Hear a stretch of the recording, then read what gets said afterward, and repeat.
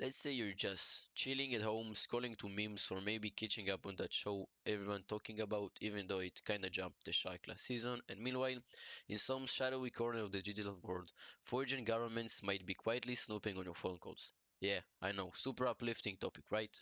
But this isn't some tinfoil hat conspiracy. According to a recent report highlighted by the US Homeland Security, countries like Israel, China, Russia, and Iran are apparently using a pretty old and creaky part of a global telecom system, something called SS7, to spy on US citizens. Even if you're wondering what SS7 is, trust me, you're not alone. It's this behind the scenes protocol that lets phone networks talk to each other, route your calls correctly, enable roaming when you're traveling, all that boring infrastructure stuff that we never think about until now. So let's break this down.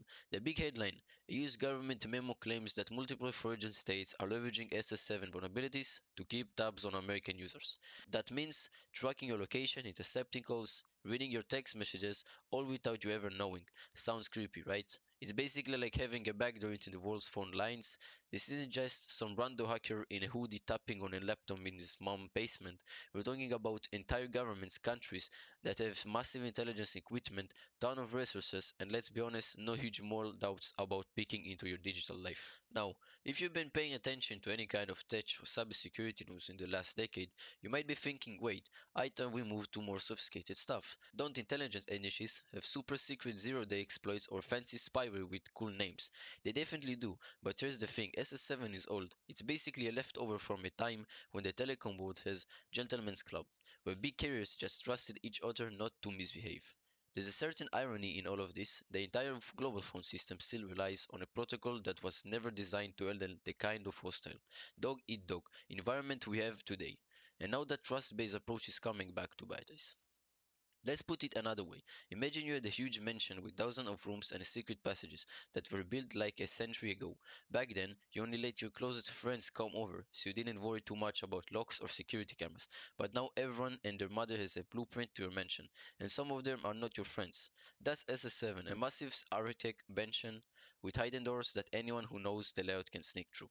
What makes this even weirder is that the countries named Israel, China, Russia, and Iran are not exactly known for advocating privacy. If you were to pick a lineup of states that might be doing digital espionage, these guys would probably be a pretty high up on your list.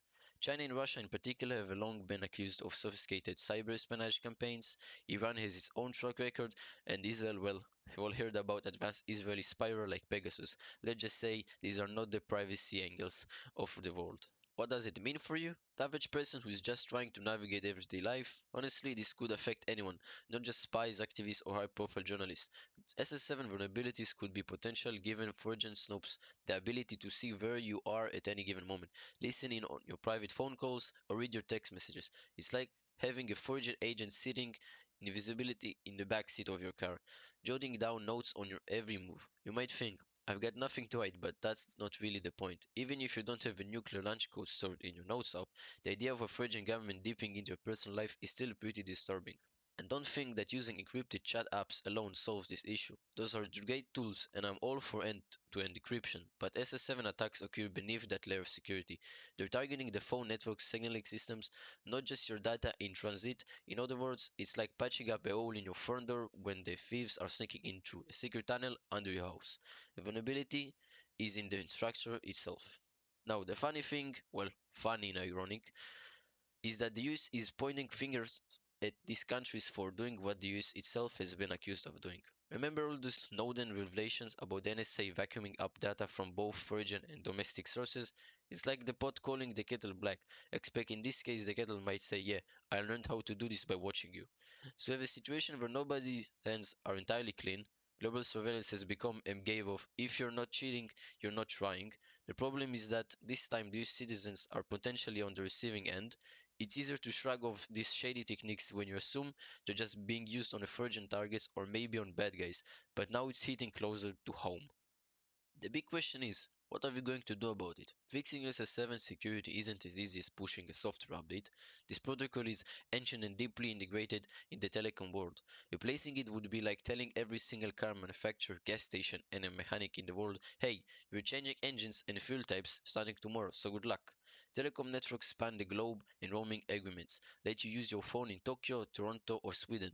All thanks to these common signaling standards, overhauling the system for security would be a huge effort, and it's not even clear who would pay for it or enforce it.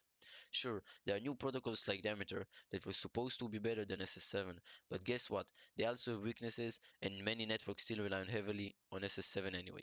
It's like trying to patch an old boat while you're out in the middle of the ocean. Meanwhile, the waves of espionage just keep coming.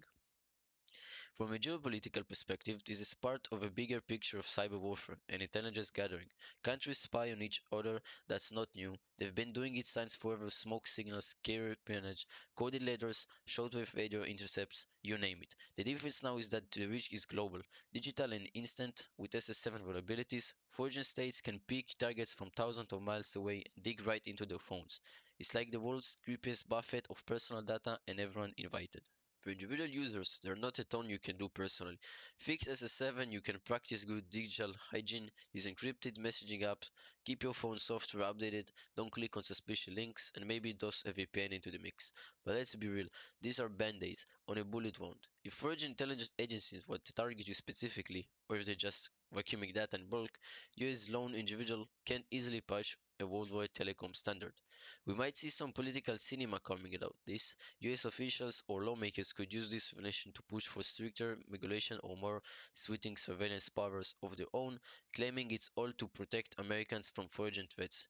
You know, the usual, oh no, the bad guys are doing, so we must do it harder and better. Meanwhile, you could also see carriers scrambling to reassure customers, maybe claiming they're investing in better security measures, but let's not hold our breath for miraculous fixes.